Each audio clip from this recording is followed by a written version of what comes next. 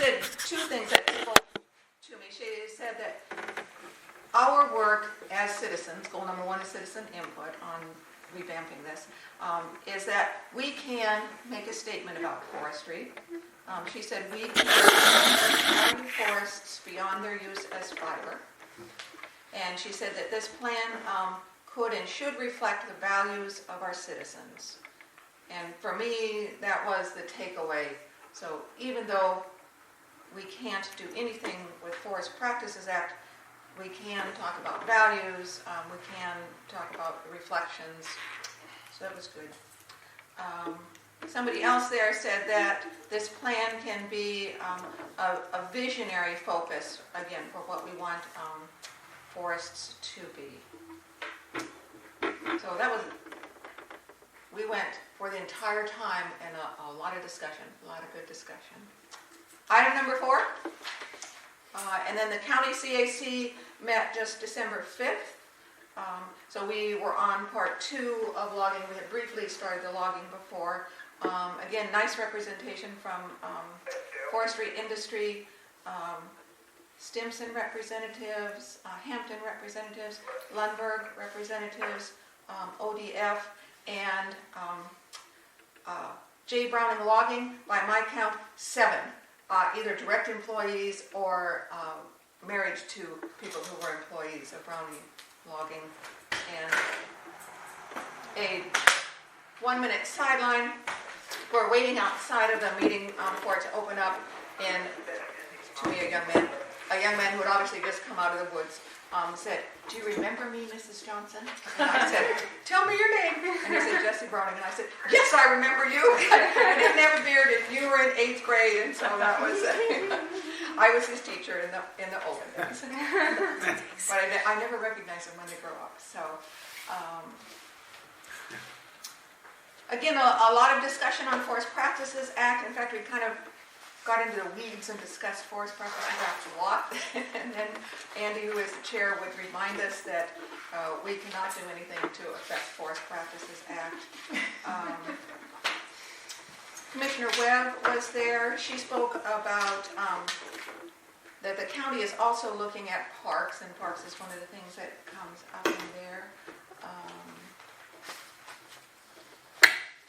Policy 3, I have to look again.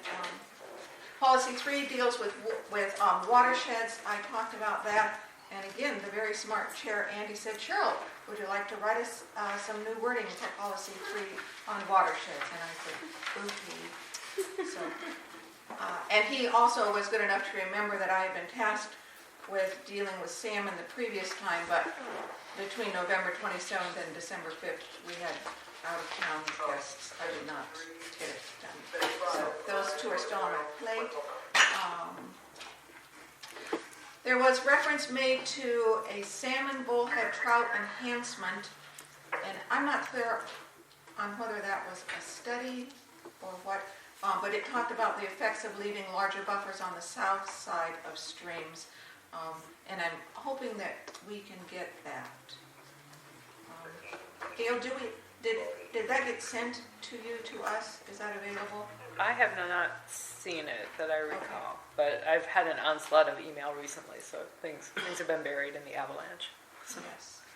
And after the meeting, Jesse Browning came up to me and recommended a website. It's called Oregon Forests, with an S, plural, OregonForest.org, and he wanted to share that with me, and he wanted me to share that with all of you. And that's the 1,000 meetings I've been to on forestry in the last month. Thanks so much for spending so much of your time on this podcast. Can we ask Cheryl a question? Sure. Please. So what was your takeaway when you went on this field trip with Greenwood? What did you think? What were your feelings of how the forest in their particular situation was being managed from what you saw in the field trip? That's a big question.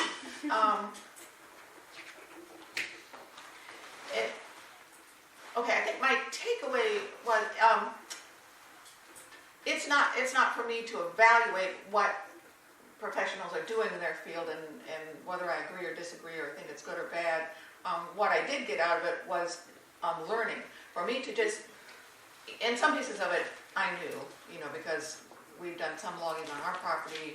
Our back property is State Department of Forestry. I know a little more about logging than a lot of people who are on the CACs. But I still learned a lot. So to just that whole cycle, how it all goes through, from the harvest to the planting all the way back around, that I thought was very useful. So I learned a lot and I'm glad I went.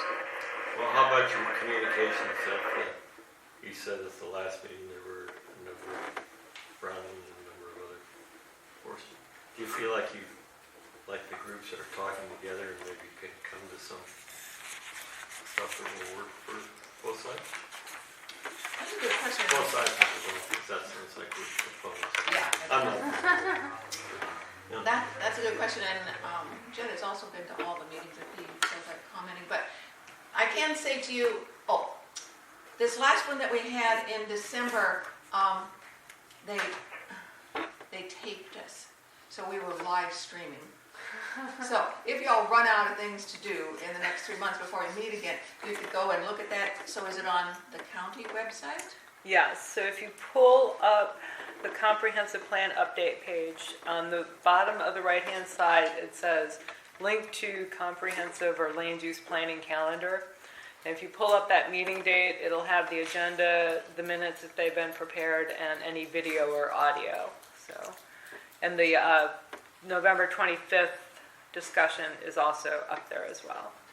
That was the forestry, the conversation. Okay. So that you could go and look at it. But I can share with you, what I said at the close of that meeting was that I thought the conversation was very good and very healthy, and that there were a lot of different opinions in the room, but that we are coming together and saying them out loud and saying them respectfully to each other, I think is very healthy. Very, very healthy. Yeah. So that was sort of my summary at the end of the last countywide one. So there are lots of different opinions on what should be done and how it should be done, but we're all talking together, which I really respect. But, I haven't been involved with this. I've been in one of the... Okay, so, you discussed goal 3 for agriculture stuff, and now you're on goal 4 forestry stuff. So when does that conclude? Like, is there time for extended conversations, or do you... Good, and I'll send that one back to Gail. And one thing that I neglected to say for the December one, as I mentioned, a lot of the CACs are coming with resolutions. And so we began with, I think, was it Weber? Ron Weber, yes. Yeah, so Ron Weber was beginning to share the resolutions that his group had put together on forestry. And then Lundy's group also had, and we got partway through Weber's resolutions and did not finish them and did not get to Lundy. So my guess is that when we pick up, and we're going to take a hiatus now, Gail will tell us about that, that we will continue forestry. So I think there's quite a ways left to go on forestry. And then Gail, do you want to say about how we get to loop back from time to time? Yeah, so the whole process of updating the 18 goals and the community plans is a 33-month process, and we're about 6 months into it right now. So what we are proposing, all the committees have covered goals 1 through 4 in some depth, maybe not to their extreme heart's desire, but to some depth they've talked about it. So what we're going to propose is that January, February, and March be a hiatus for the committee meetings, and it's kind of a twofold purpose, or threefold actually. It gives staff a chance to start drafting the revised policies that the groups have talked about for goals 1 through 4. It gives us a chance to feed additional information on goal 5 to the different committee members, because goal 5 is big and it covers a lot of different topics, and so they're going to get a lot of background materials. And it also just kind of gives everybody a break and a chance to not have to be on the roads during some of the worst weather months of the year. So it's kind of a threefold purpose.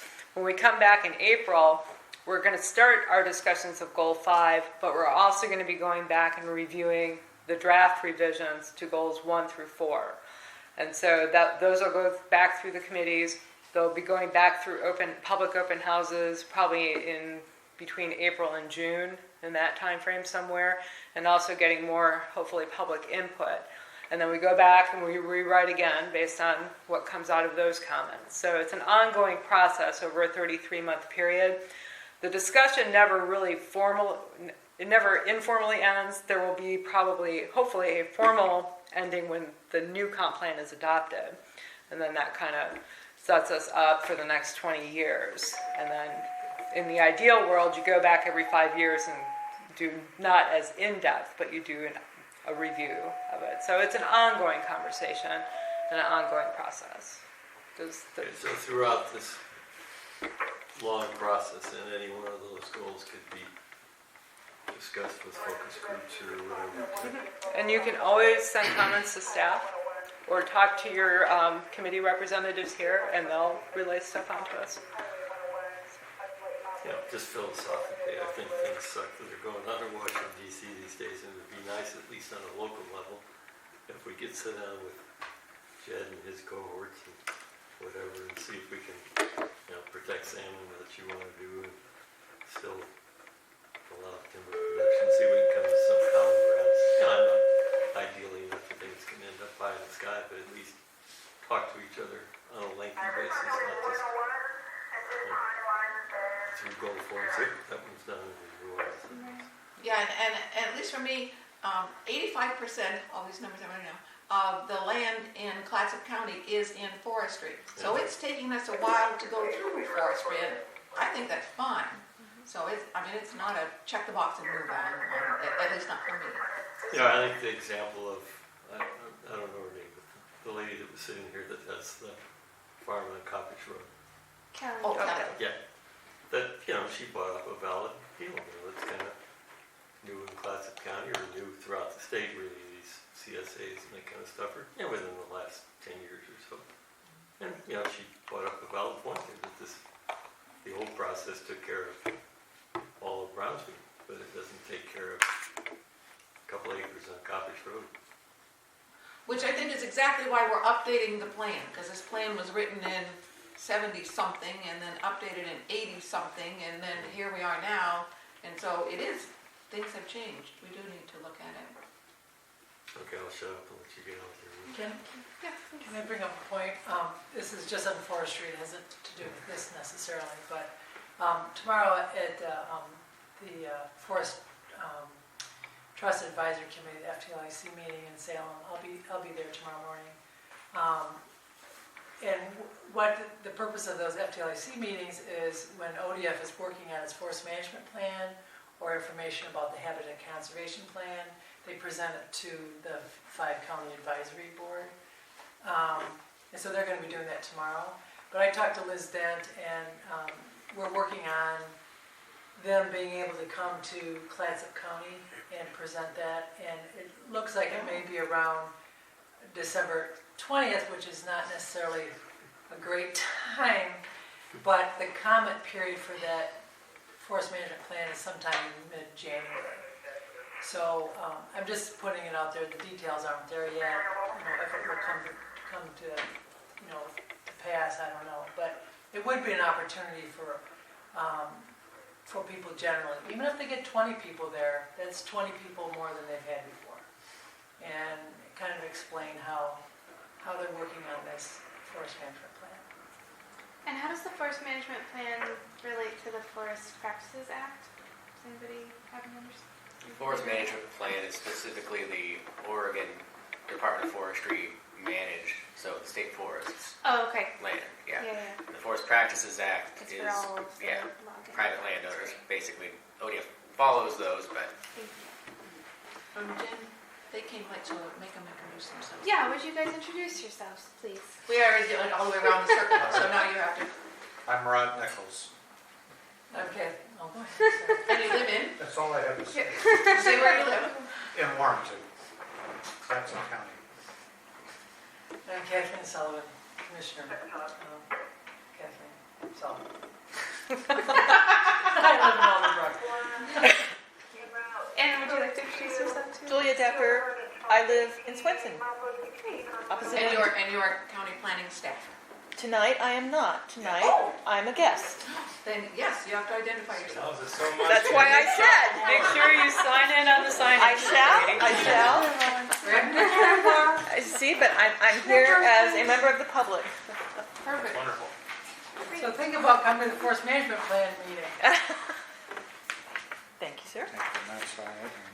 Great. Thank you for Well, instructions. Cheryl, thank you so much for all of the information that you've given us. I was glad to hear you say that that this, like the idea that that Goal 4 is an opportunity to talk about some of our values and other things that we can add to it besides just the Forest Practices Act, because there are definitely things that I feel like Goal 4 didn't address at all that I would like to see added, like some talk about salmon and more watershed protections and like carbon sequestration and climate change kind of stuff, which is a lot. We didn't really get to many of the questions from the first agenda on Goal 4. So I don't know if we want to start with some of those questions or maybe start talking about some of the like a salmon policy that you were tasked with. I mean, I don't know what if that's something that we should address right now amongst the group, or what people feel like. I'd like to make an assumption that we have our forest land goals, and I wasn't sure if we would read them And go through that worksheet. I Uh-huh. assume that's what the drill was, that, here we are in your material, and then it talks about the policies, and then what we have to do with it. Okay. Yes, I don't know. Okay. And I'm more than willing to go through those, but I also agree, and it was by my request at the last meeting, that we set aside all of those ones that had to do with climate change. And our group has not dealt with any of those session questions on climate change. And in the 2 meetings that the countywide CAC has had, have also not done it. And unfortunately, those are not in the old goals. They were never addressed, so that would be adding new things. I don't know if that would be a separate goal, rather than tack it onto something. You mean like put it in natural Climate hazards or change. something, or like Well, just have its own goal. like in the standalone. whole statewide Well, plan, somehow, like rather goal than 20, jam it 30. in on top of something and say, Uh-huh. My understanding is Forestry. that we've been trying to add it into every goal, like that it is such a huge potential change in our way of life that it kind of has an impact on forest practices, has an impact on natural disasters, has an impact on agriculture. Like there's really no goal that, it doesn't have some like part of the discussion that we should. what do you think, Gail? When we initially started, we did talk about including it in as many goals as possible and addressing different aspects of it. And it does, I agree with Talia, it does impact so many different areas that are covered by the comp plan. And there is no statewide planning goal 20 that addresses just climate change at this point. It may come in the future, but at this point, there really isn't a way to tack it on as its own separate entity. Yeah, in terms of forestry, in our packet, there's a forest restoration treatment as carbon source in our materials that we've been provided with, carbon stored in wood products. And that was very interesting. That was all new information to me, so I was glad that that got included. And that was very interesting. And I think the city of Astoria is doing stuff, they're doing something. I'm not exactly sure how that works. How that works. They agreed to cut less timber out of their forest watershed, which is about 3,700 acres, I believe. And in exchange, they agreed to grow the trees longer and sequester carbon, so they get some money for doing that. It's So they've sold in the neighborhood of carbon a couple credits. 100,000, yeah, carbon credits. Who manages their forest? They have a, What's that? they have a forester. Yeah, his name's Ben They Hayes. contract with. Okay. And I don't know, maybe you know how that carbon credit thing works, but there's some organization that kind of Yeah. acts like a broker for them, as I understand. Yeah, and it's all from California, basically. Carbon offsets for California, carbon cap and trade program. And so, yeah, they essentially agreed to grow certain trees longer, and then, they have to extend their harvest cycle out X number of decades, and they got a very good price for those carbon credits. Ben is actually, I invited him to come present at a meeting next month because I want to know how he did that. Because it was well above market rates that he managed to I think it was timing in part. Yeah. He happened to hit it. So I guess to me that there's the Forest Practices Act apparently that dictates how management will take place. And I don't know if that's so long as we're accommodating new ways of revenue generation on forest land, I suppose, like with farm allowing retail to take place on small farms is a gateway in terms of creating opportunity for a small farm that may not be allowed by county zoning ordinance, but if we can change it, then that creates opportunities. So Two things. One, I just went to Lama Kestrel's Bazaar, and wonderful event. They just have it twice a year. It's out on their farm. Supports a lot of artists. Doesn't seem to have a big impact on the farm per se. And that's a great example of allowing new things for forest land. And then two, talking about the different tools of managing forests. One idea that is already in practice in Washington State and California State is a forest transfer bill, which is, the concept is around there, and for instance, our Norriston Heights deal down there, that the forest land is purchased, and then they keep it standing, but the county's still getting money for it. And I don't know exactly what the mechanism is, because I've just kind of been talking to people on a more conceptual plane, but that's something that you're going to hear more about as we go forward. And it has been working well in Washington and California. So like if you have a side of the hill that's really, really steep, and so you can leave it standing, but you can still get revenue for it. It's a kind of a cool idea. And it's just a tool to work with forestry things. And then the third thing is the Board of Forestry has put on there that we need to be looking at climate change on every aspect of what they're doing. And Jed can attest to that because we both go to those meetings. So, it's here. Let's deal with it. I think I would argue that the way the forests are being managed, in my opinion, is something that works to combat climate change. If you harvest trees and plant a whole bunch more trees, well, there's a continual process of sequestration. So, Oh, I don't think anybody's arguing against harvesting trees. no, just in general, just a general comment. I feel like it's not like open mining in West Virginia where there's a pool of sludge, or something. To me, Oh, I think ODF has done a great job. So. But Sarah, I think- it's been shown that growing the trees for far longer than the 40-year cycle sequesters much more carbon in the long run, and that this rapid cycling reduces the amount that's stored compared to old-growth forests. And the thing to keep in mind also about forests is that more carbon is sequestered in the soils than in all the living tree part above ground.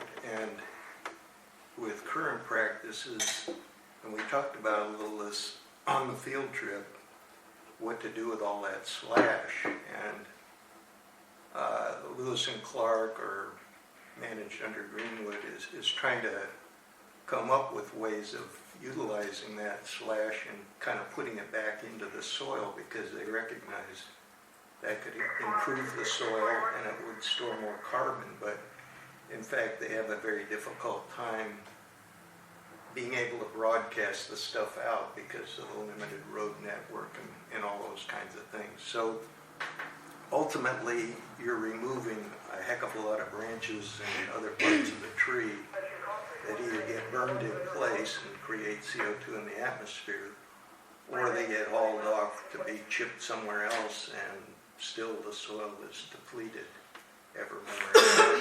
So the sequestration on the current practices is less than if we weren't here and the forests were just growing on their own.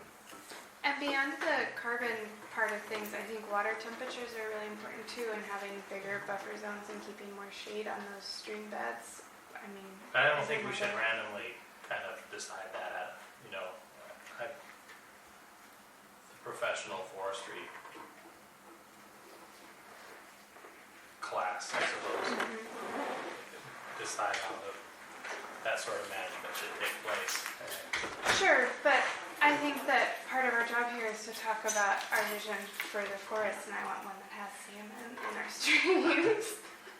So That's my vision for this area, you know? Yeah, in my opinion, I don't think we're that off.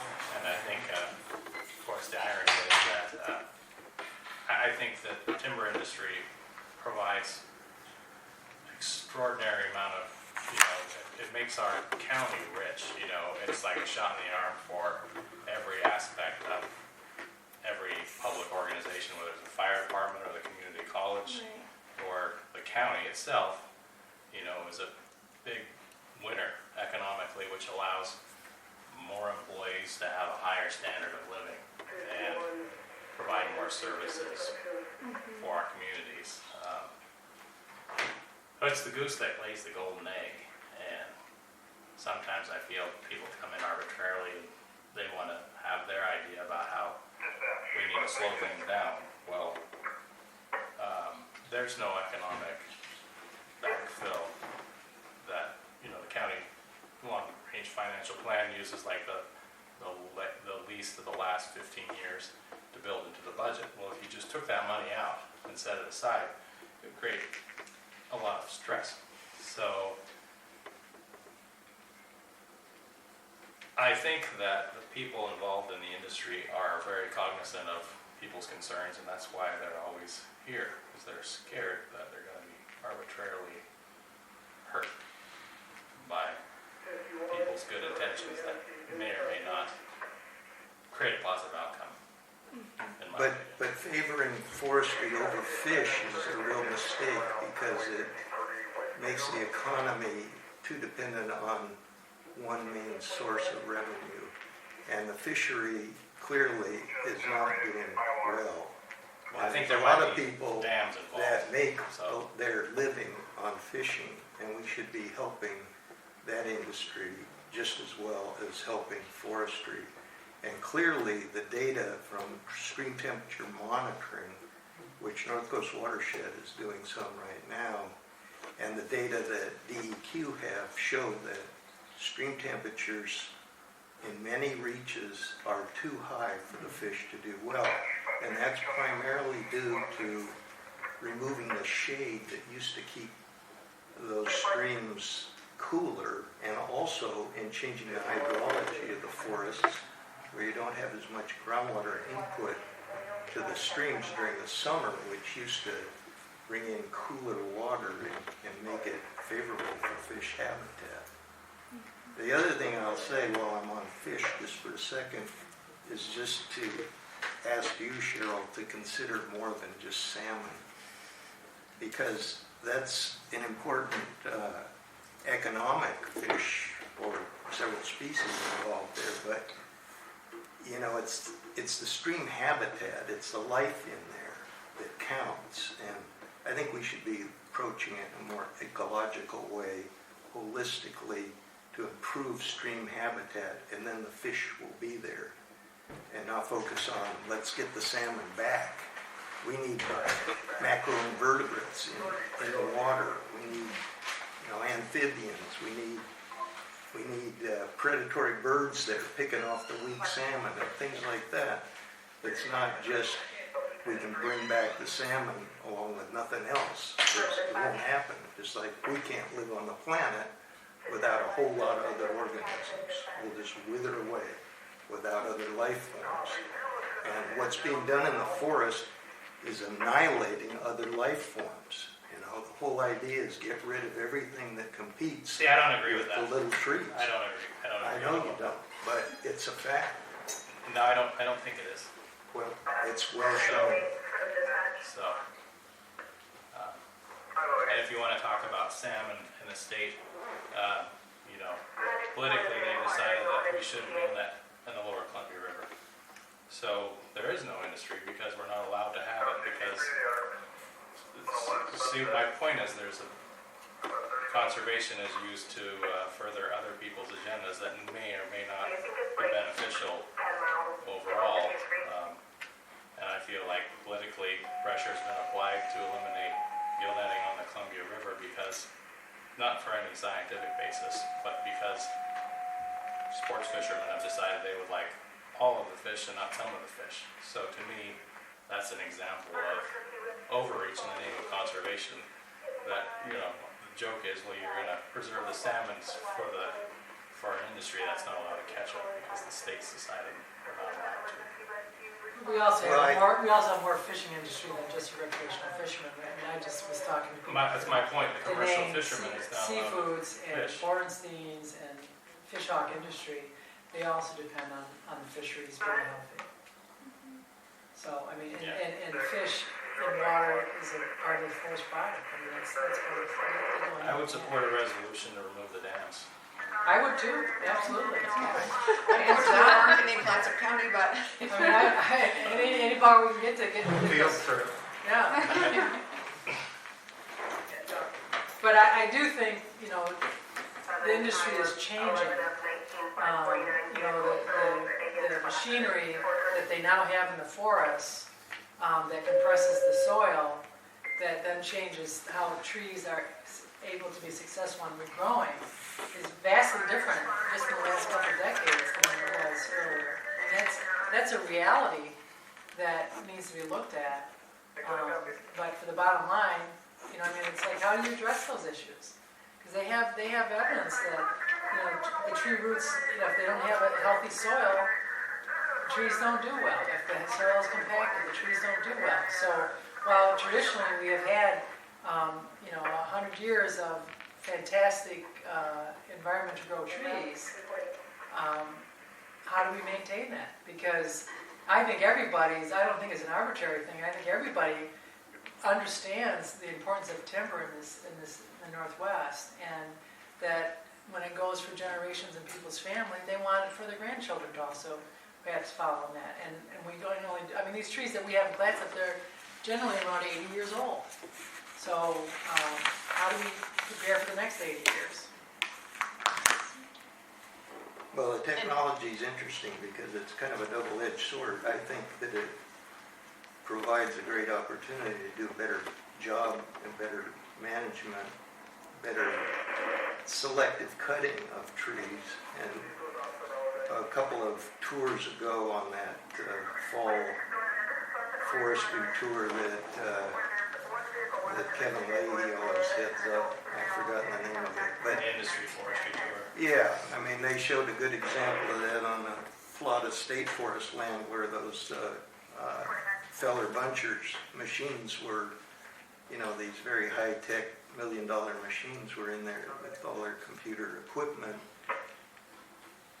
picking out and selecting the trees that were, in the poorest shape and the smallest, and cutting them out, thinning it so the other trees left behind would do well. And that kind of thing can really do a lot to benefit the forest's recovery to something more like a forest. They're actually tree farms, and we should make that distinction, that it'd be nice to have some forest as well as tree farms. Tree farms are needed for a lot of reasons. But the thing is, as this machinery out in the field, and also we saw it on the Hampton Mill Tour, the increased technology where people now, one person sitting in a booth with a computer doing what 10 people did 20 years ago. So the number of jobs are falling off, but the ones that are left are higher tech and probably better paid, and the people doing them are less subject to a lot of injuries and things like that. Things have really improved for the workers. So it's kind of interesting to see both sides of that picture, but there's a real opportunity with that advanced technology to do a lot of things that would improve the environment, actually. And the reality is that as citizens who are working on a land use update, again, we don't get to have any impact on Forest Practices Act. So we don't get to say we would like to have stream side buffers increased from 60 feet to 100 feet. So that, I mean, there really isn't anything that I can foresee that we could do that would mess up people's jobs in Clatsop County. I think what we can do is, I call it mealy mouth. We can write some nice mealy mouth things in here that say, I mean, we're going to end up with something like, we value healthy streams for salmon, therefore we encourage in the forests to leave wider buffers in order to ensure to increase to decrease the sedimentation and keep the water temperature low. I mean, that's what we're going to do. We're just going to say, we value and we encourage, and that's all we're going to do. May I make a suggestion along those lines that might satisfy all parties? Rather than being prescriptive about the treatments that are required, if you speak solely in terms of the outcomes you would like to see, you would like to see cooler water temperatures for healthy fish. If you're not prescriptive, then you're probably not going to run afoul of, this political discussion. I don't think anyone's going to disagree with wanting colder temperatures and that sort of thing. So, Good point. yeah, and as Chris said, if the committee for some reason did want to drill down into specific streams, that data is out there about where temperatures are running high and what the likely contributors to those temperatures are. So I agree with that. That's an important differentiation. I really like that, that we should be looking at outcomes, because I think the outcomes we can all agree on. Right. I think that's the sweet part. I mean, as I said at the county one the other day, we all can argue for the next 200 years how many feet those streamside buffers can be. It doesn't matter. We don't get to decide. So, that's not the best use of our time and energy. But I think we we all want healthy salmon. We all want healthy, not just salmon, but, the whole thing. You want to help me write resolution? I'd be happy to, actually, yeah. If you let me know what you're wanting, we can, wordsmith that outside of this committee so that we're not taking everyone's time. If you need a motion, I'll make that motion. No. Yeah. Work that resolution together. Right? Yeah. That's second. I think I that's like. a great idea. From the standpoint of water quality, not the shape, but I ran the Napa water system for 39 years and argued before Hampton on that Boise Cascade on it at one point. And there was all these big arguments at the county level and the state level about width of buffers when they're spraying. I don't give a rip about width of buffers. I want no spray getting in the stream. Mm-hmm. So then you're saying, outcome as opposed to a width of a buffer. Yeah. And that's easy. You set that up a little. Take samples before they helicopter spray and during spraying and whatever. You got enough. It's measurable. And we're writing this for the next 10 or whatever years. So I don't even want to focus on specific streams because those will have changed in 5 years. They will change in 10 years. Not the streams, but the situation around them. Yeah, the science may change too, or they may say, actually, we need to get a couple of degrees, or portion of a degree colder, so it'd be good not to have those in there so that it could grow with new information. So we're talking about writing, I think that would be another policy within Goal 4 that would address the desired outcomes of healthy water and ecology of water, or I mean, however you guys wordsmith it, that we would then take as a resolution to the next countywide? Streams is one I'm interested in working on. Yeah, I think there's a lot of different directions to go, so. Well, we have people a lot of should say what they're interested in. Cheryl and Jed can expand on, the language that's in your packet on these worksheets, where it's the forest land, the goal forward, where it talks about the policies. To me, if they wanted to enhance some of the policy language to better reflect the outcome, I think that would be where the work would happen. Because it has it. It has goal been met, retained goal, or recommendations, and it just gives a little box, but there's a citizen advisory committee, so if there's a recommendation that Jen and Cheryl come up with for a policy revision, then I think that would be the appropriate place to do it, wouldn't it? Or you can even create a policy 24, 25, 26. So, or you can update what we've got here. Sometimes when you go through this stuff, I still think it reflects the reality of the situation. It talks about competing interests, some in the documents that we have. So however you feel, like it's not like it doesn't, there's a healthy acknowledgement, I believe, already, but an improvement in terms of outcomes, I think, would be welcome. So in terms of like talking more about climate change or bringing that up into the goal, like I think the streams is important as well, but I mean, is there a way to have the outcome or have a policy goal be to, have the maximum carbon sequestration or sinks within our forest that has a balance with timber as well? Like, can we? I would defer to Cheryl and Jed to hash that out if that's. No. Cheryl and Jed are not going to rewrite Goal 4. No, sir. There are 23 policies. Full faith Cheryl, and confidence. no. Cheryl is interested in working on Policy 10, forestry activities within watersheds in areas designated conservation forest in the comprehensive plan will be conducted in accordance with Forest Practices Act and the Forest next page. Practices rules as revised. Additional protective measures negotiated between the forest landowners and the water users are encouraged. There's that little mealy mouth, are encouraged. Cheryl is interested in rewriting Policy 10 to clarify what our goals are for the watershed. But that's all. Cheryl and Jed for Policy 10. But I think, And so there are others here that could be rewritten. There, Tally's on the right direction, and I think the chair send that over to her to write one addressing climate change and Well, you have to have. yeah, there are a lot of because there is territories that are not covered in here. Yeah. so I think also another way to address climate change is not necessarily say, to get more specific and just say we want to address climate change, but we know that we expect climate change to affect water temperatures. And we know that climate change is it's going to do this, and we expect it to do this and do that. And so how can we specifically mention and mitigate those issues? Or acknowledge them as factors, like, if there's lower, like, I read the Cliff Massey is a climatologist from the University of Washington all the time. And a lot of the weather phenomenon is that the minimum temperatures aren't as low, so it doesn't get cold at night. Well, acknowledging that over this period of time, the minimum temperatures, just the air temperatures, weather atmospheric conditions aren't dropping.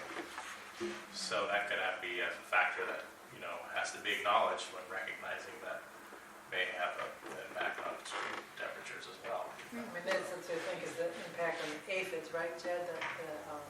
Right. There hasn't been as cold a winter, and so that's what's they've been so. Possibly driving the It's spruce set aphid. free. Yeah, I mean, an almost incalculable number of things that would affect from, even though the relative temperature increase in our county is projected to be relatively minimal compared to some other areas. That sort of thing, lower over winter temperatures, you could start seeing not necessarily species composition change, but you may start seeing species, or not the species that are present, but the species composition may change. Hardwoods and that sort of thing may suddenly develop more of a competitive advantage over conifers and that kind of thing. I don't think that we'll know. We're going to understand how these things are going to change until we start seeing them. As we continue to start seeing them. Like that purple urchin, I just talked to Noel guy today that he says, the blob is building again and it may be a constant thing. And those things are happening. If you want to admit it or not, they're happening. So. Well, that's another complication. We talk about climate change, but it's the change in the atmospheric composition that's responsible, and It should make the trees more productive. it's acidifying water bodies, and so that's a whole nother issue that and I don't know how we do it because everybody's so used to talking about climate change. You could talk about, you almost need to mention that the change in the atmosphere is causing acidification, and that's a whole nother set of problems. It's primarily in the oceans, but I wonder if it isn't affecting freshwater systems as well. And I haven't had a chance really to research what people are doing on it. I got into a bit of a little discussion with that climatologist that spoke at Phil Mo. at the Columbia Forum, I guess. And so I think it's not being looked at very much, really. But No, that's not something with the forest freshwater land, bodies being so poorly buffered against pH changes, they're very susceptible to a change. And that just means that the biology in there doesn't survive as well. Who cares about the pH, but it's affecting life in there. And it's the foundation of what makes the fish healthy and have something to eat. So, if we talk about climate change, I think we should also have that in there, the acidification problem. And again, I think you can do it without getting specific about what you expect, but just say something in the forestry goal that we recognize that forests worldwide sequester a lot of carbon and are important in the carbon balance for Earth as a whole. And so recognizing that, anything that can be done in the management of forests that still allow people to make their profits from cutting timber and so on, but can help sustain that sequestration ability or capacity, it's worth doing. Just keep it, again, without the specifics how you're going to do it, but just do it. Maybe electric vehicles, maybe electric feller bunchers instead of diesel ones, I don't know. I think that something along those lines that mentioned the value of a comparatively low atmospheric contribution from wood products as opposed to concrete and steel and that sort of thing. Yeah, I thought of that because And I could talk for hours about the complexities of carbon policy and the global market and that sort of thing. And it's something that I have learned a lot about, and I'm not entirely sure I'm happy I know a lot about it now. But, again, just as kind of one of those things that make things go, where you kind of, I don't want to say both sides because it's all true if you just kind of acknowledge that as well. I don't see there being a huge hue and cry from people out there because it is a very complicated question, and without some sort of central management, in a way, I think it would make the wood resource more valuable, acknowledging that, Commissioner Thompson always likes to talk about glulam beams, and, they're working on that. We're like 30 years behind Europe as far as that technology being practical and creating zoning to allow high wood structures. But I had read an article in The Economist comparing wood structures as being lower and more beneficial, actually sequestering carbon because they're made out of wood in comparison to concrete and steel, which are rather. Right, there's a relatively famous climatologist that gave a very passionate speech about how every building built out of steel and concrete is a slap in the face of future generations and that sort of thing. But it's not that simple, obviously, right? No, Because- but acknowledging that's a value that the forests have, I guess. Chris, I liked where you were going. Will you try and write that for us at some point? True. You got it. He said That's your homework assignment. That's what you get for showing up to these meetings. Well, I mean, there's just so many things that aren't in here. Right. And just that, you know, Well, I just, you know, I like Jed's concept that, you know, we're looking at outcomes and that word recognize, that we recognize the value of forests and their role. I mean, that's what we need to start writing down and adding in here. No prescriptive, but we do need to be reflecting our values in here and updating this whole thing. And just on the acidification of the oceans, I mean, we have just done in Tillamook County, they almost lost the oyster business. You know, I mean, if OSU had not intervened and figured out a solution to that, we would have, and they see the oysters up and down the north coast, I mean, northwest, I mean, the whole region. And so, I mean, that's an important industry for us, and so we're going to have to get very creative in the future, and we're going to have to pull in as many smart people as we can to figure out how to mitigate for what's already happening. So. Well, can I just throw one more monkey wrench in this deal about the buffers on the streams? You know, Napa water up to 91 is on surface well, and now they're on wells, which solve a lot of issues. But everybody wants those buffers along the streams, and there are many surface water systems in Clatsop County and all over the coast. But the negative side is you leave the buffer, and then it allows these trees that previously were protected. Now they get blown over, and you end up with this big root ball that's in the stream that's washing mud down and making a mess. So, all these things they're not quite so simple.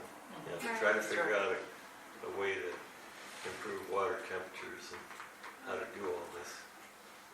You know, it isn't, one sentence is not going to.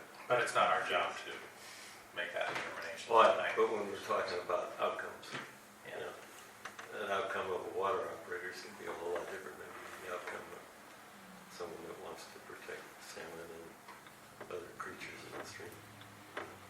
And I would sort of like to talk about water sources in Napa too, but there's lots of things to talk about tonight, so.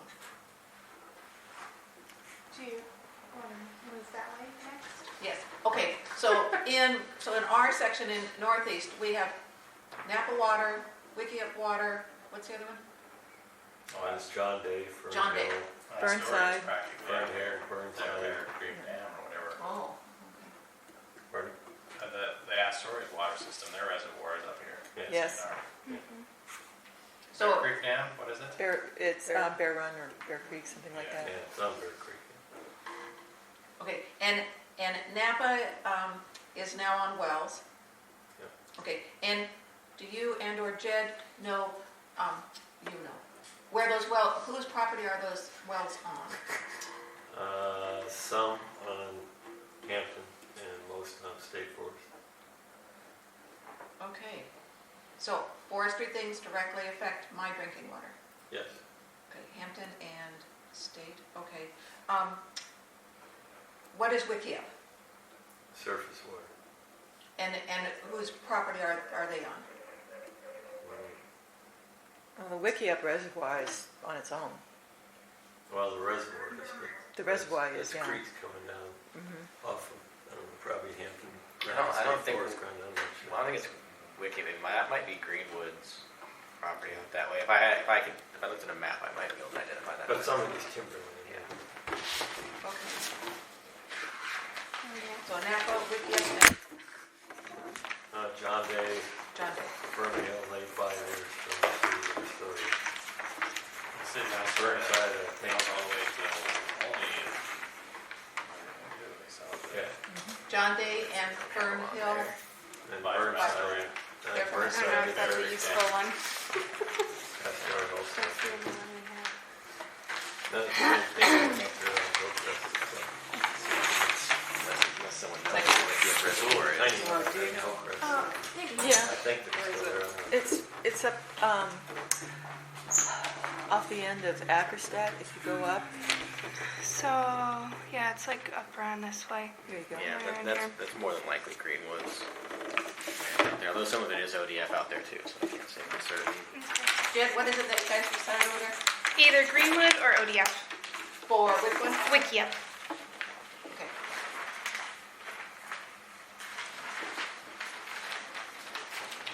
Chris, you and I both went to the 100-year water vision thing, the state. And so, Jed, did you go to that? I did, yeah. So, did they say something about trying to get more coordination between all the different water districts? Is that one of the ideas that going forward to, or is that just an idea? in my head? Coordination. The Napa Water Association is in great shape, so we're good. I don't mean this to attack anybody. No, I'm just saying. I that, know, it's like your local school board. You should be involved in your local. Oh, absolutely. Well, No, that's not there's- what I'm saying. I totally support local involvement in all of these different special districts. And that's why they had this meeting, that Yeah. it's the governor's 100-year vision for water, and how we manage that resource for the state. So it's statewide, and I went to the second part of it that was held in Salem, and the key issues there were mostly about, well, kind of hard to say mostly because there were several things. One was obviously quality of water. Everybody really was strongly concerned about the quality of water. Other people were also concerned about the supply and the difficulty of managing enough water, especially for along the coast. A lot of people that were involved in running a water system mentioned the fact that they had to have a system that was capable of supplying a whole lot more water during the tourist season, and yet, the locals there didn't need all that facility and everything, so that's a special problem.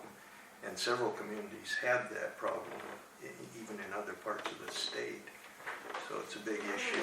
And other ones were the lack of knowledge of groundwater and the things that could be done to learn more about groundwater resources, and then just the sustainability of it.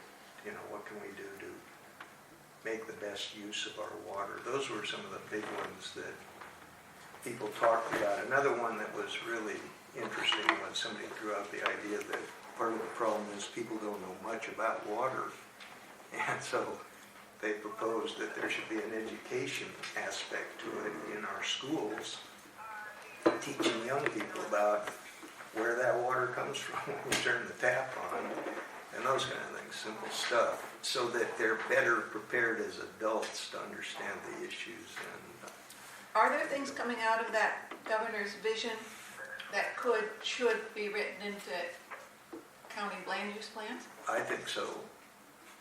One example that concerned me this year was, we get a water, the state of the water in the state, I don't know what they call it, it's a water report. And they show all the different counties. What they always show Clatsop County is gray, because they don't have recording up here. I think they have a couple, but not. Well, that was another one of the issues. And so my concern was, because Clatsop County was in a drought this year, and I got a call from a state hydrologist that said, you need to be aware that you're in drought, and over in Long Beach Peninsula they have declared water emergency, because he said what you need to know is if you were to go into a drought and companies and businesses started suffering, you have to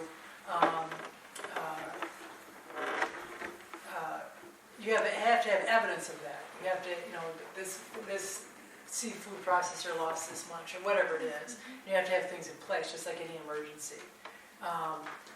But if we're not keeping track of how much the water quantity is, we don't know. Chris and I had talked earlier this year. It's like we don't know if the streams in May are at a August level. So we've had several conversations about this, is like, do we want to encourage citizen involvement for, wells, and I'm not the person to set that up, but I would think that that's one of the climate change things. If we are gonna get less rain, Actually, we're supposed to get more rain.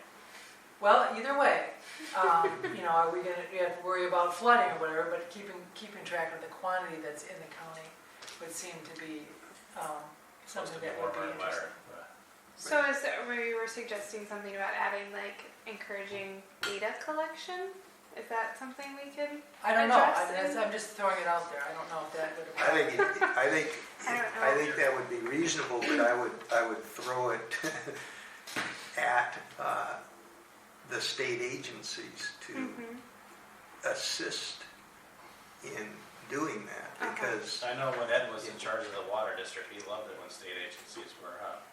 Oh, yeah. It was his favorite thing. they need, I guess I shouldn't. they're the ones that would run gauges, and, they could encourage operaters. Like, I know that the city of Astoria, they monitor their lake levels, they know what amounts in storage, and other systems that use surface water bodies like that, We don't, they keep track of it. So that would be a source of information to react and get funding when there's a drought that's impacting us But you were economically. saying there's And not the a. drought is really you're saying- relative in August because it's, if it's supposed to rain 1 inch and it rains a half an inch, then you're in a drought.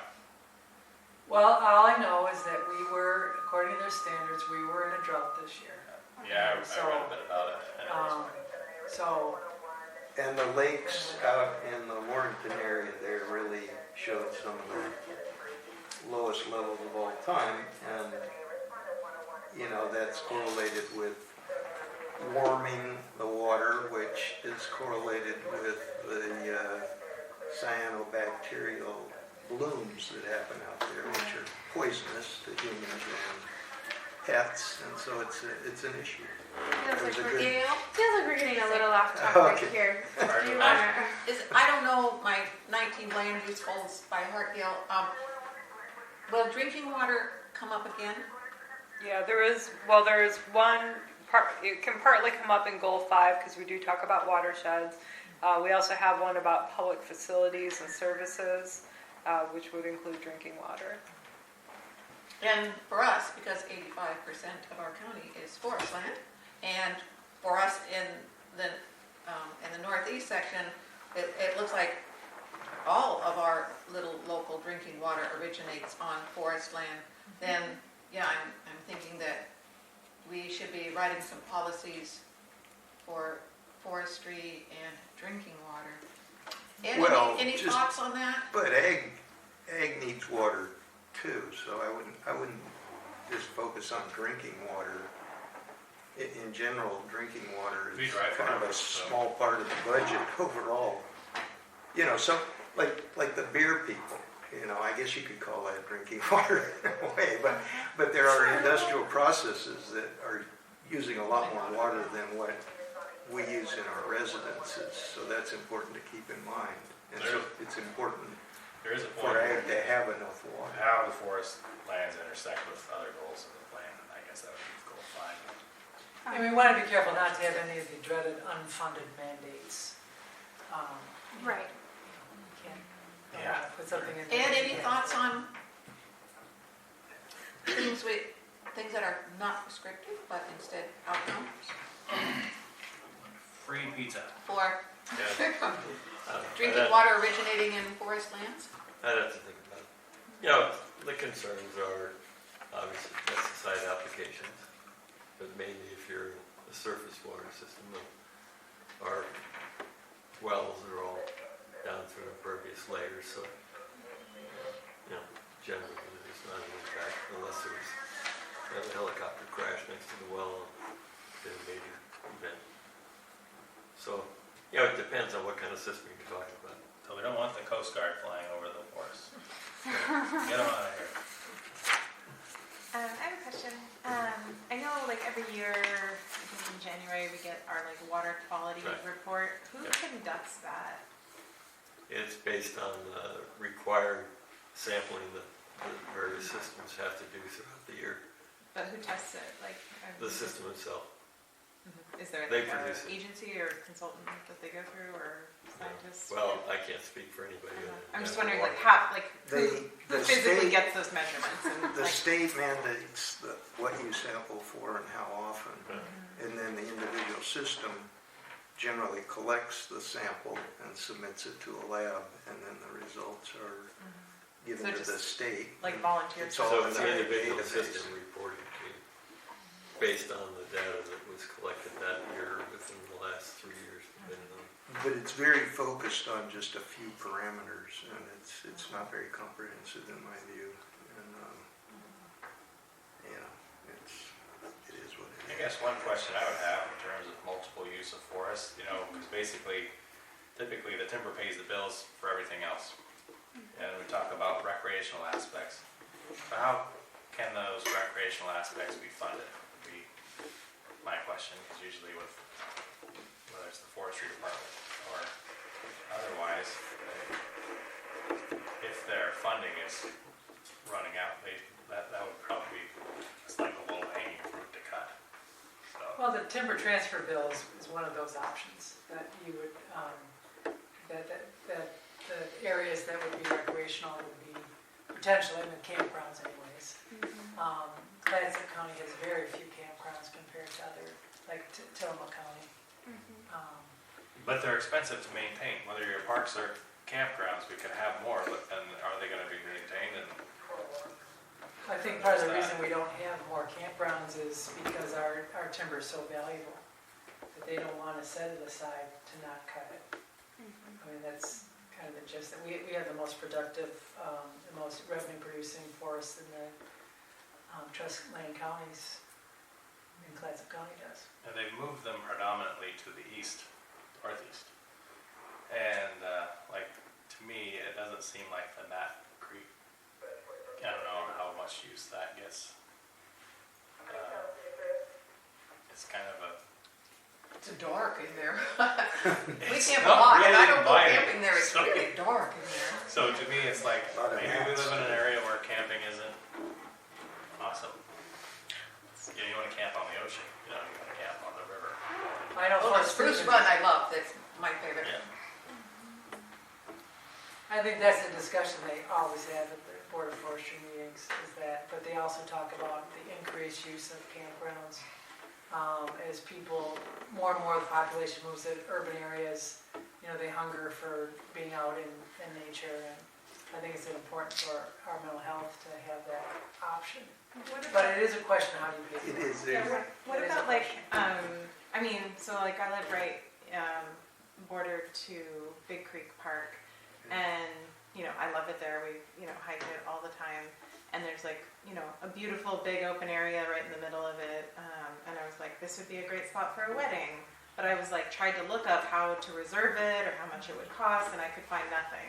Well, So I'm like, can I just do it? Or like, you know, like that's a way I feel like we could make more money off of that.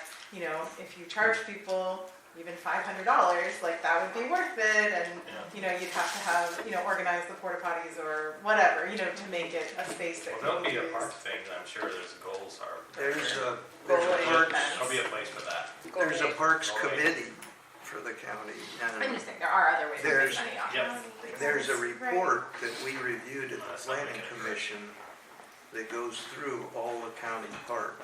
And if you're interested in the parks and what's in each one and what the use is and that kind of thing, I think that report actually It's online. contains a lot of information.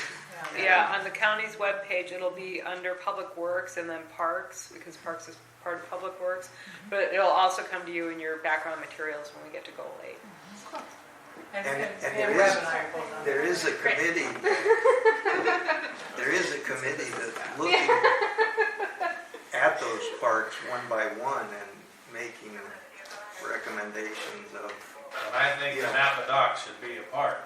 Yeah, are we taking that down? It's not. too big an expense to pay for a lawsuit there, so it's out, you know, Yeah. but, It's been a nightmare for Heather Reynolds for 20 years. yeah. The dock? But But anyway, you could interact with that committee, that's what I'm trying to spit out here, that you could make your thoughts known about a specific park that But you also may the be trash interested can. in. And, Yeah, there's no trash can in the park. Then you could have somebody empty the trash can. Right. Actually, so- one of the things I think that I recall, because I attended that meeting, one of the things they were concerned about, according to Steve Meshke, who is the natural resource manager for the Public Works Department, who manages the parks, and somebody was mentioning why don't you have fees at all these parks? Why don't you charge for this or that? And he said that he would have to actually add staff because the parks are so far flung that he would have to actually add, it would take a staff person all day to go out and collect everything and take care of everything. So it was Wouldn't pay for counterproductive. Yeah. Yeah, it wouldn't pay for itself. And so the amount of maintenance that they would need to do. So yeah, every time you put something in a park, you have to take care of it. So whether it's a trash can or a picnic table or whatever, and then it's subject to vandalism. And so, but certainly if you started collecting fees and people started dropping money into little boxes, you better collect that because it will disappear. Maybe they should just get the square. Well, technology Make is that changing. easier one of these days. Technology is changing everything. Get a little Google Pay thing there. There we go. Or Don't need to buy a maintain pass. that. Yeah, right. And so forest lands Yeah. as a source of recreation, Thanks for bringing us back. I don't think there is a policy in here. I think it's just in that generic one at the beginning. Right. Policy 1 or policy 3, which one was that? And outdoor recreational activities. Maybe So it it's just fine. gets mentioned, and I mean, if we want our forests to be a larger source of recreation, then we should write a goal, and if we don't, then we don't have to address it, but I think it's not fine in the way here. it is. I don't know. I'm fine. It says And then, provide for regular recreational opportunities. yeah, and then, like you said, Dirk, then the other side is, who pays Costs for money. it, yeah.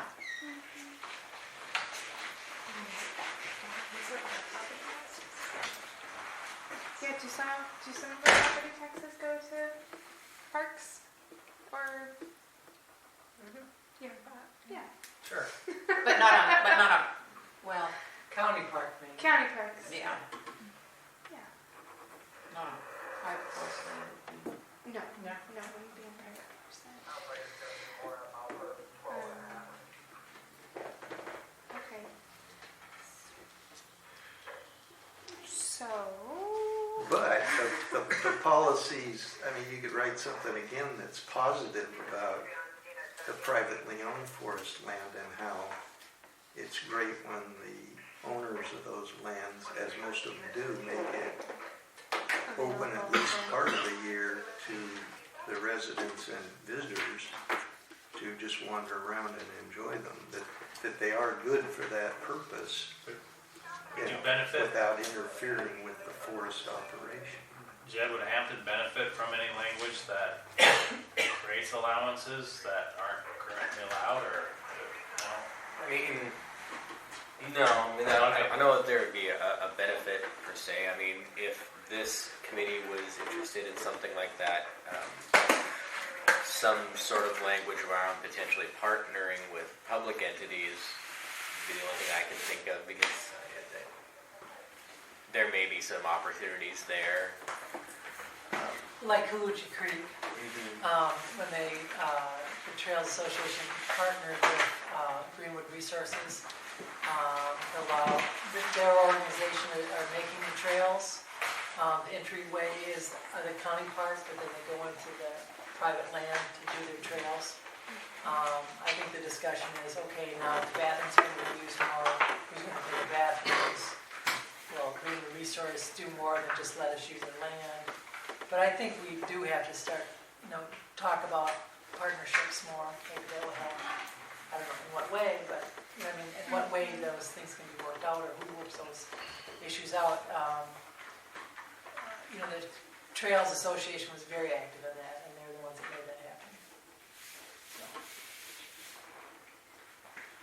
so potentially we could write another policy in this goal that encourages Public memberships. forest recreational opportunities, but I don't know if that's helpful to anybody. Yeah, There's certainly, well, right, I mean, there's certainly if, that out there you know, about- we can't change the Forest Practices Act, but we get to put in language that's like, I wasn't things sure if that that are would create encouraged. I mean, opportunity, the you know. point Well, is like- that like the Napa- we're the Napa- talking about our vision here, so. where the Napa docks are being taken It's- out, yeah. that land, that area will still be accessible, with kayaking and stuff, and there's a lot of statistics on what kind of money recreational opportunities brings into a county. That's not imaginary. Mhm. And That's it's an not a forest opportunity. land, so we'll get to that.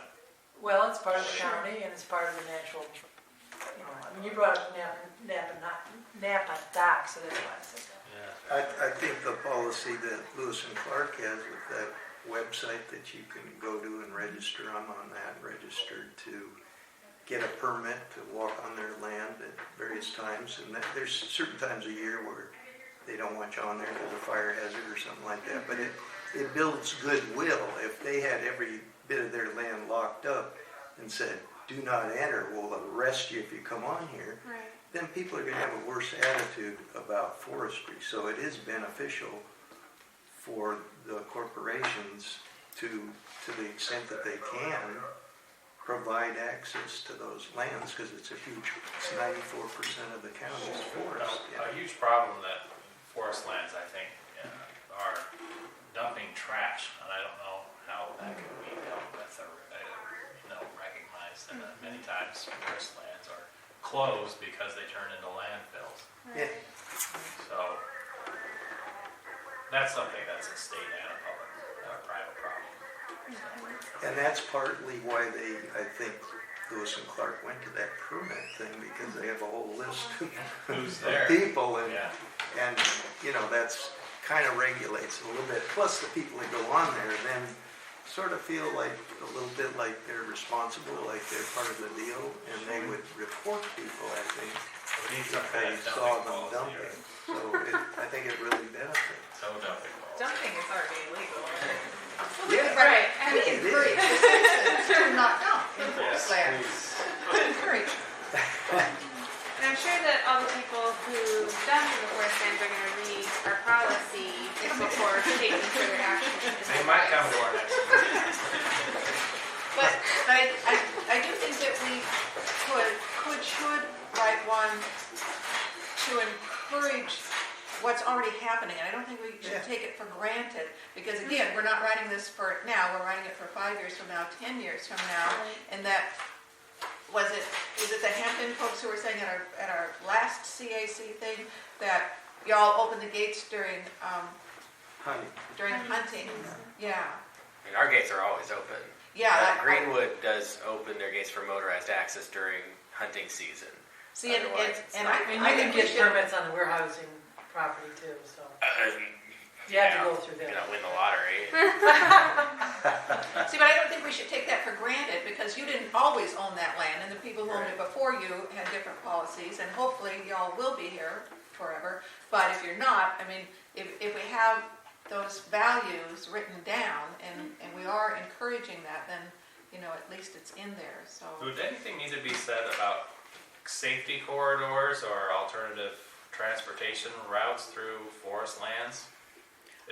I think that would be a very good thing, because we do have this grant that we're going to be starting that is looking at just that very thing. So if we have policies in our comprehensive plan, that just bolsters it when we move forward for grant funding in the future. So like a goal for transportation, safety corridors? Yeah, lifeline routes. And that could come up Lifeline under routes, the yeah. You call them lifeline routes? hazards Yes. goal too.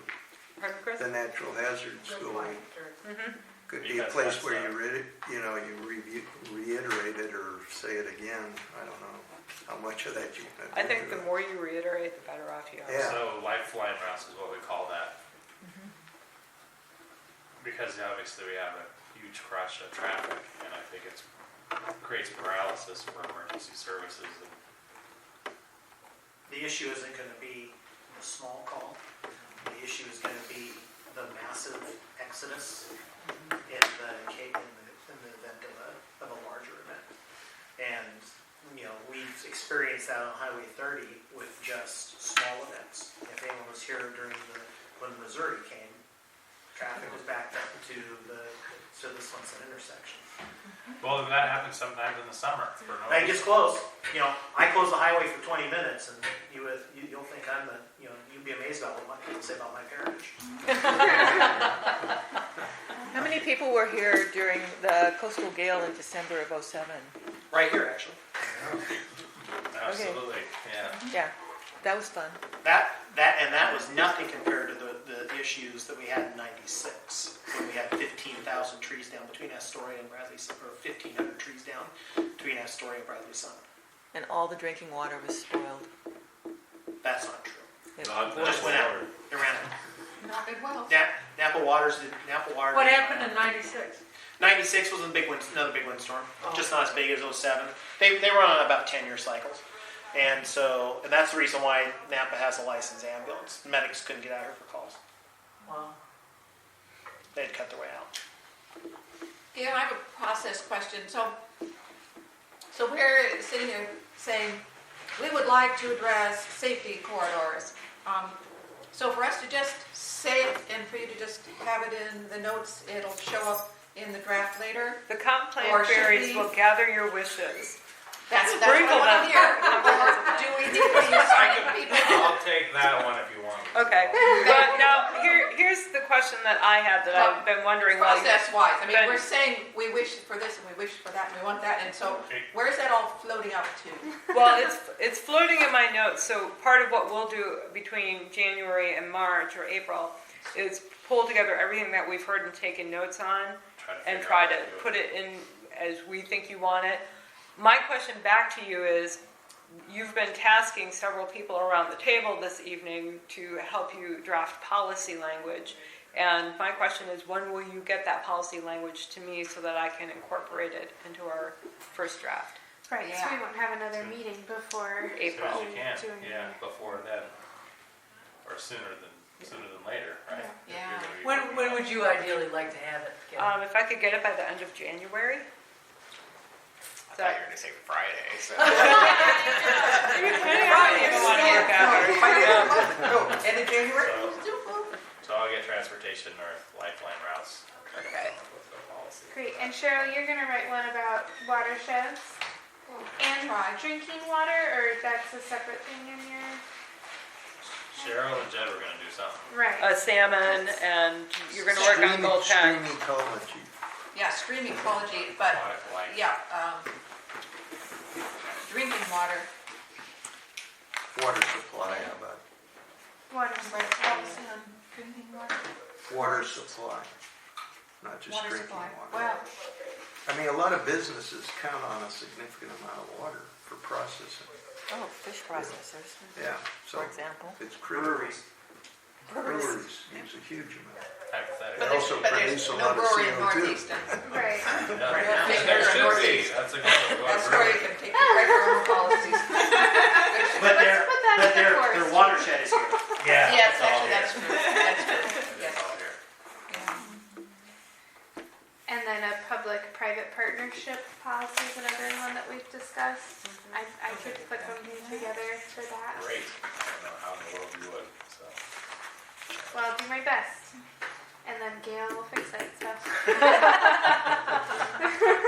Public input, you get the public, we're not land use planners, we're not doing polished things here, we're just Right, You can mucking join us our way in through the as links best we we can. yeah. Okay, Steven, great. Yeah. I got his email. Okay. And did we want to do like a separate policy around climate change or just have them sprinkled throughout the policies? Well, I was supposed to, according to Cheryl, I think, write up something and Please, thank you. submit it back to this I like- group I like first, right? I just send it to Gail. Yeah. They don't want to We see get it. to look at it all later. Yeah, y'all get to look at it Yeah, just again. because we said it to her, it's not in concrete and there's nothing we can do. It's all, Okay, just one real quick question to Gail on, is there something about the county group that is like, is there a hierarchy here, or is this northeast group and the southwest group and the Jewel group, are they all, the CACs, all on an equal level? Or are they supposed to funnel it through the county? So, yeah, that's the vision, is that the planning area groups will funnel everything up to the countywide, which, because they're supposed to be countywide and have representatives from each of these groups, should be looking to make sure that the goals are consistent throughout the planning areas, as we don't want Southwest conflicting with a general comp plan goal with Northeast or another group. Right. Now, when you get to your community plans, that is where you can really tailor and focus your discussions just around your planning area. But right now, you're looking at things that are going to cover the entire county. So everything concrete that comes out of this group here should ultimately be taken to the county by Yeah, the then it'll county go to the planning CAC. commission, then it'll go to the commission. And 3 years from now, I'm sure. So that's why it is kind of, it's kind of good that some of those groups do these resolutions, because I noticed that about the one from the Southwest when, Yeah. who is he? Todd Lundy. It's Todd. It was so much more clear what they had done and what they came up with than some of the rambling kind of Yeah. discussions that some of the other groups present there. You kind of wonder, well, what do we do with that, you know? But when you put it down on paper, it's kind of, it's much more helpful to have something succinct.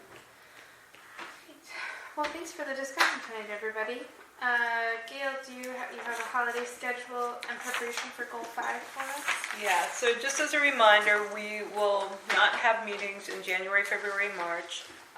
We'll be sending you packets of information over the course of the next 3 months on the various topics covered by Goal 5, including historic resources, quarry and mining, wildlife habitat, and whatever else we can rustle up. I do, if you want to set your April meeting date, because I'm trying to get that calendar established. Currently, you've been meeting the first Thursday of the month at 4 p.m. Do you want to keep that meeting date? Does that work for everyone? That would put you on April 2nd for your next meeting. Sure. Works for me. Yeah, that's fine with me. Okay. And Kurt, are we still good to meet here? Okay, thank you. Okay. Someday we're gonna outgrow these little folders. So. Did you not get your one last month? We got you a new binder last month. Yeah, for Goal 5, we got a whole new one. Oh, really? Yeah. I'll look around for it. Yeah. It's pretty big, it would be hard to miss. I'm glad to see you cherish it. And Tell you, Gail, one of those But you binders already would be gave us swallowed the- up in my stacks. was the mining part of Goal 5, right? No, that is Goal 5. So Goal 5 is probably 75% mining and 25% everything else. It's not quite 75% mining, but it's better than half. That's better than But you gave us the mining part already. I gave you all of Goal 5. Okay. So that is just Goal 5. So I haven't Okay. given you any background information regarding, current best practices for mining or Okay. anything that might come out of Dogami or where we even have licensed mines and active mines right now or mining activities. So there'll be more background, current, up-to-date information coming out. So. The difference in balance between all the goals is amazing. I mean, forestry, you gave us that much, and now on mining, we got this much. Has to do with what was important to people at the time. Exactly. And who was lobbying whom. Yes, and for instance, the one on elk is like a page long, and yet the word salmon never appears in this. Right. So, yeah, it's interesting. Get rid of the elk. We'll trade the elk for salmon. Yeah, I was Yeah, gonna say, I actually, was thinking about 7 and that 15 language. could probably both be done away with if you want to trim some off. Yeah, elk are a problem and they're getting worse in the county. So Well, there's a big meeting, when is it, Becoming Thursday? more- Thursday at noon at Camp Riley to talk about the Clatsop Plains elk. Oh, yeah.